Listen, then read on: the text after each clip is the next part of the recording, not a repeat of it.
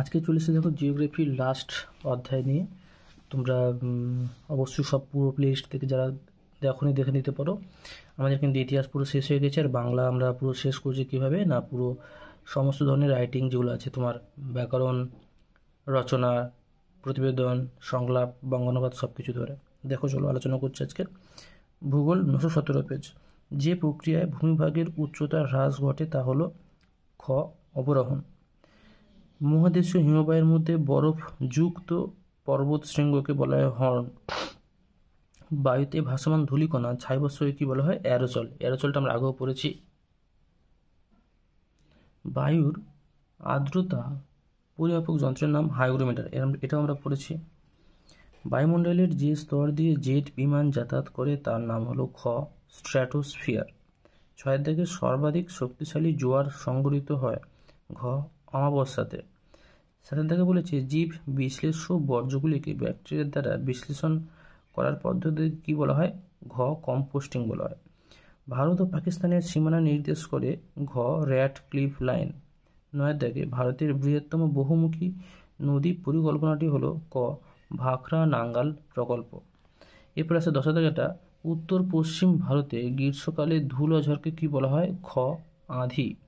ভারতের কফি উৎপাদনে প্রথম রাজ্যটি হলো খ কর্ণাটক। ভারত দ্বারা কি বলেছে দেখো, ভারতের বৃহত্তম মোটর গাড়ি নির্মাণ কেন্দ্রটি হলো গুরগাঁও। একটি বিশুদ্ধ কাঁচামালের উদাহরণ হলো গ তুলা। আধুনিক ভারতের জরিপ বিভাগের সদর দপ্তর অবস্থিত ঘ দেরাদুনে। শুদ্ধ ঠিক, অশুদ্ধ হচ্ছে ভুল। ঝুলন্ত উপত্যকায় জলপ্রপাত দেখা যায়, এটি সঠিক। মরু অঞ্চলের শুষ্ক নদীখাতকে কি বলা হয়? বাজাদা বলে, এটা ভুল। কেন? ওয়াদি বলা হয়। চিনুক বায়ুকে তুষার ভক্ষক বলা হয়, এটি সঠিক। দক্ষিণ ভারতের সর্বোচ্চ শৃঙ্গ হচ্ছে দোদাবেতা, এটি ভুল বলেছে। কেন? আমরা জানি এটি আনাইমুদিকে বলা হয়। বর্জ্য পদার্থের পচনের ফলে সৃষ্ট গ্যাসগুলিকে কম্পোস্টিং বলে, এটি ভুল। কেন? এটাকে মিথেন বলে, যে ভালো করে জানি আমরা মিথেন তৈরি হয়। ভারতের দীর্ঘতম জাতীয় সড়ক হচ্ছে NH7, এটি সঠিক। কিন্তু অনেকে বলবে NH7 স্যার, এটা কেন? কেন NH7 আর NH44 পরে নামকরণ চেঞ্জ হয়েছে, কিন্তু দুটো একই সড়ক। উপগ্রহ চিত্র ব্যাখ্যার জন্য কম্পিউটার ব্যবহার আবশ্যিক, এটি সঠিক। এরপর বলেছে দেখো ভারতের বৃহত্তম হিমবাহের নাম সিয়াচেন। ভারতের বৃহত্তম হিমবাহ সিয়াচেন। নদীর গতিবেগ দ্বিগুণ বেড়ে গেলে তার বহন ক্ষমতা বাড়ে কত গুণ? 64 গুণ।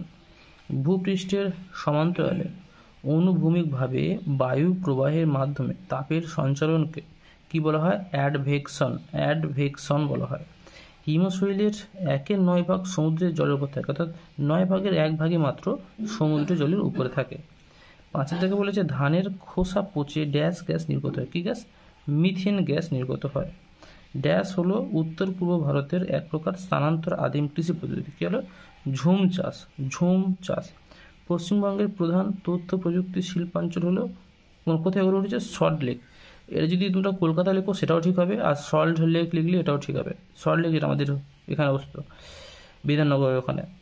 এরপর আসতে দেখো ক্রান্তীয় অঞ্চলে মহাদেশের কোন দিকে অধিকাংশ মরুভূমি রয়েছে? পশ্চিম দিকে। কোন দিকে? পশ্চিম দিকে। বলেছে ট্রপোস্ফিয়ারের প্রতি 1000 মিটার উচ্চতা বৃদ্ধিতে কত ডিগ্রি সেলসিয়াস উষ্ণতা হ্রাস পায়? এটা কেবে 6.4 ডিগ্রি সেলসিয়াস, 6.4 ডিগ্রি সেলসিয়াস। এবার চলে এসেছি থর মরুভূমিতে অপসারণের ফলে সৃষ্ট গর্তগুলিকে কি বলা হয়? ধান্ত। ধয়াকার দন্তান্ন ধান্ত বলা হয়। জম্মু ও শ্রীনগরকে কোন গিরিপথ যুক্ত করেছে? বানিহাল। বয়াকার দন্তান্ন হস্যি হয়াকাল, বানিহাল। কোন বায়ুর প্রভাবে করমণ্ডল উপকূলে বছরে 2বার বৃষ্টি হয়?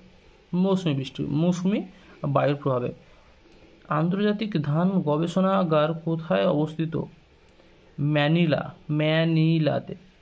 ভারতে কত জনসংখ্যা হলে সে শহরকে মহানগর বলা হয়? 10 লক্ষ, 1 মিলিয়ন। ভূ বৈচিত্র্য সূচক মানচিত্রের মিলিয়ন সিটের অক্ষাংশ ও দ্রাঘিমাংশের বিস্তার কত? দেখো এটি কত হবে? আন্তরিক দুঃখিত, এটি আমি করিনি, আমি তো এখন লিখে দিয়েছি, সেই জন্য দেখো এখানে যে এখানে কী হবে? 4 ডিগ্রি ইন্টু 4 ডিগ্রি হবে। এবার দেখো বাম দিক ডান দিক। হাইটেক সিটি আমরা জানি হায়দ্রাবাদ, ব্রহ্মপুত্র নদ মাজুলি, বৃষ্টির জল সংরক্ষণ তামিলনাড়ু। আর চিপকো আন্দোলন 2 বলছে সুন্দরলাল বহুগুণা। দেখো আমরা চলে এসেছি একদম লাস্ট পেজে 1007 পেজে। দেখা যায় দেখো মন্থকূপ সৃষ্টি হয় যার ক্ষয়কার্যের ফলে, সেটা হলো ক নদীর। গ্র্যান্ড ব্যাংক হলো খ মগ্নচড়া। 3 নম্বরে জেট বিমান চলাচল করে বায়ুমণ্ডলের যে স্তরে, খ স্ট্র্যাটোস্ফিয়ারে। 4 থেকে সমুদ্রপৃষ্ঠে বায়ুর গড় চাপ হলো 1013.25 মিলিমিটার। এটা 25 হবে, লিখে নেবে, 5 মিলিবার হবে। 5 থেকে সমুদ্র জলে ভাসমান বরফের স্তূপকে বলা হয় খ হিমশৈল। 6 থেকে যে যন্ত্রের সাহায্যে বায়ুর আর্দ্রতা মাপা হয় সেটা হলো গ হাইগ্রোমিটার। 7 থেকে মরু অঞ্চলের শুষ্ক নদী খাত হলো ঘ ওয়াদি। 8 থেকে ভারতের নবীনতম রাজ্যটি হলো খ তেলেঙ্গানা। 9 থেকে একটি বিষাক্ত বর্জ্য পদার্থ হলো গ আর্সেনিক। 10 থেকে ভারতের রুরো বলা হয় খ দুর্গাপুর। এছাড়া জোয়ার বাজরা রাগিকে বলা হয় ক মিলেট জাতীয় শস্য। 12 থেকে ইসরো এর সদর দপ্তর কোথায় আছে, এটা আমি বলবো না, তোমরা এটা দেখে নেবে। তোমরা উত্তরটা আমাকে করবে যে কোথায় অবস্থিত। ইসরো এটাই টেস্ট পেপারে বহুবার কথা বলা হয়েছে।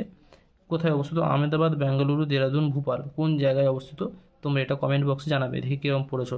আর যদি যারা পারবে না তারা কমেন্ট করে দেবে, আমি কমেন্টে বলে দেবো। ম্যানগ্রোভ অরণ্য দেখা যায় উপকূলীয় অঞ্চলে।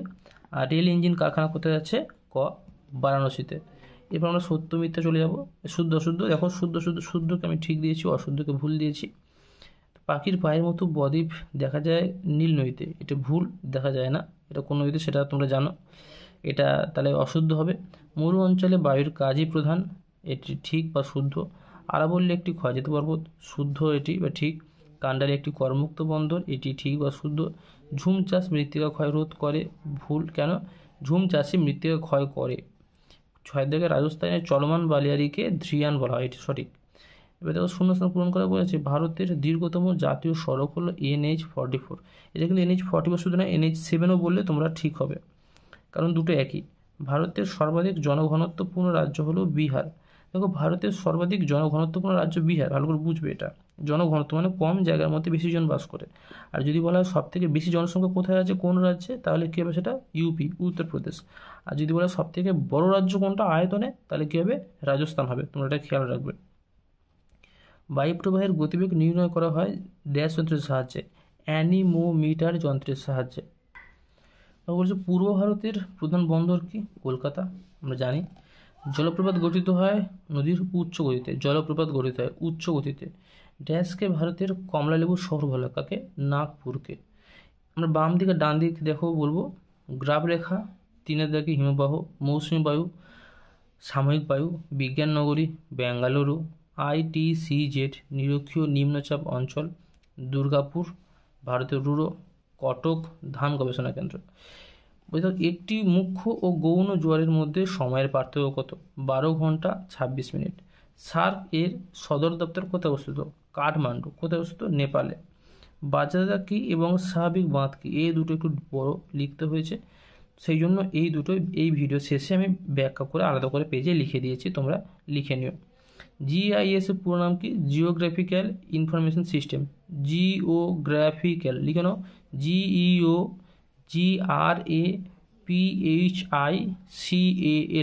Information INFORMATION, system SYSTEM। ভারতের অরণ্য গবেষণাগার কোথায় অবস্থিত? দেরাদুনে।